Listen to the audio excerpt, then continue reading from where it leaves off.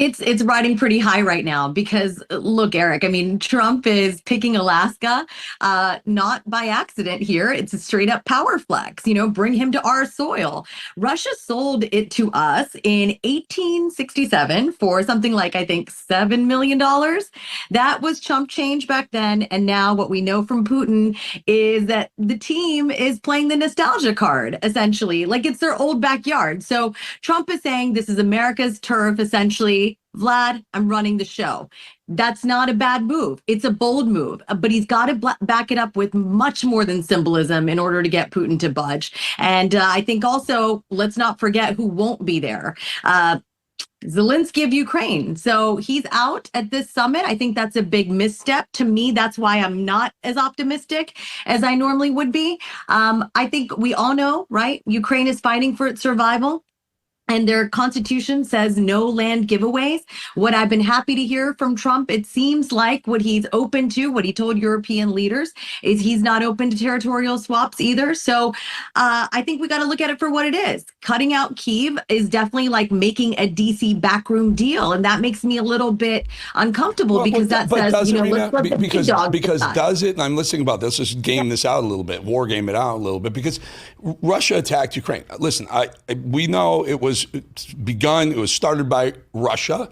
And the minute Putin pulls back, I can't imagine Zelensky is going to continue to fight Russia if Putin says, I'm laying down these arms, we're pulling our soldiers back. Now we have a deal on whatever deal they negotiate for territory, whether it's that, southern part of Ukraine that Russia feels is theirs anyway. And frankly, some of those people are Ukrainian wishing they were with Russia. Anyway, my point is this.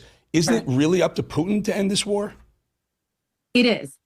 To answer that question on its face, we've known that for some time. There's no other way. I mean, Trump wants to look like the peacemaker here, the deal maker here, because it benefits us, the United States. It benefits him as a president.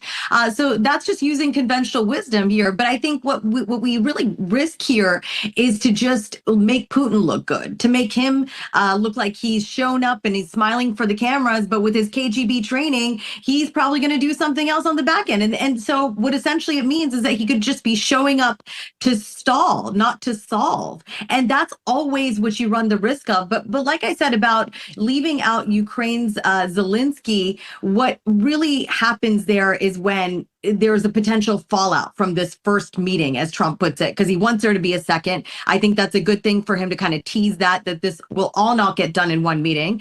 But I really believe that Ukraine needs a seat, or what this summit really risks is being all talk and zero fairness. And I think Trump, to give him some credit here, he's trying to be fair to some degree. He's really pivoted from that one disastrous meeting he and JD Vance had with Zelensky in the Oval Office. It's been a real change since then. And that is also why I'm a bit more optimistic about things.